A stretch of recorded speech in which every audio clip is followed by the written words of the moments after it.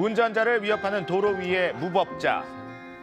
주의를 기울여도 때로는 피할 수 없는 상황을 마주하게 되는데요. 이 아찔한 횡단을 시도하는 사람들. 위험천만한 무단횡단 현장을 유형별로 살펴보겠습니다. 첫 번째 유형은 바로 전동 킥보드 무단횡단입니다. 위험하죠. 당당히 도로를 활보하는 모습인데요. 전동 킥보드 하나 때문에 교통이 마비가 될 정도입니다. 하지만 위험한 질주는 계속되죠. 자, 골목길도 예외는 아닙니다. 천천히 진입해도 충돌을 피할 수가 없습니다. 게다가 정원을 초과한 경우도 있는데요. 위험하죠. 많은 사람들이 다칠 수 있습니다. 이 장비를 갖추지 않은 전동 킥보드 탑승자, 생명을 잃을 수도 있었던 상황, 아찔합니다. 두 번째 유형은 바로 숨바꼭질형입니다. 사고의 위험이 높은 밤에 일어나는 무단횡단인데요.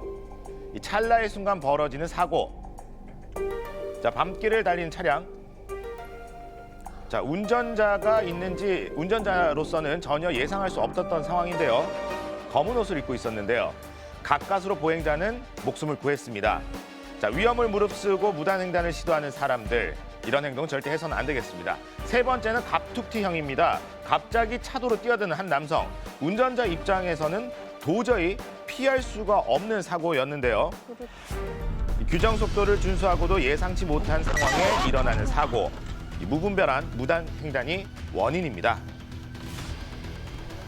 또 다른 사고입니다. 차 사이에서 갑자기 사람이 튀어나오죠. 운전자도 놀라긴 마찬가지입니다. 이런 순간 피할 수 있는 운전자가 얼마나 될까요? 자, 네 번째 유형은 여유만만형입니다. 신호를 무시한 채 길을 건너는 사람. 겨우 피했는데요. 자, 그런데 오히려 화를 내는 황당한 태도를 보입니다.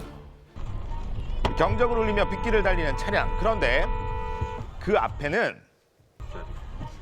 대형 버스가 지나갑니다. 충돌할 수 있었던 상황이죠. 그런데 아무 일 없다는 듯 사라지는데요. 좀 황당합니다. 자, 교통법규 중 가장 가볍게 여겨지는 무단횡단. 자, 무단횡단으로 인한 교통사고 피해는 결코 가볍게 여길 수 있는 수준이 아닙니다. 무서운 이유가 있는데요. 바로 보행자가 사고가 났을 때 정상 횡단한 사람보다 무단횡단한 사람의 치상률이 2배 이상 높다고 하는데요. 이렇게 무단횡단 사고가 끊이지 않는 이유. 바로 이 보행자에 대한 처벌 수위가 낮다는 겁니다. 횡단보도가 없는 곳에서 무단횡단 시 범칙금 2만 원이 나가고요. 횡단보도가 있음에도 불구하고 횡단보도가 아닌 곳에서 무단횡단을 하거나 신호기가 설치되어 있는 횡단보도에서 빨간불에 건너갔을 때는 3만 원의 범칙금이 부과됩니다.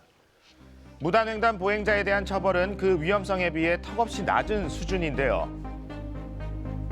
차선 중앙에 펜스를 설치하는 등 무단횡단을 막기 위한 여러 가지 방안을 내놓고는 있지만 제대로 된 지킴은 어려운 상황입니다.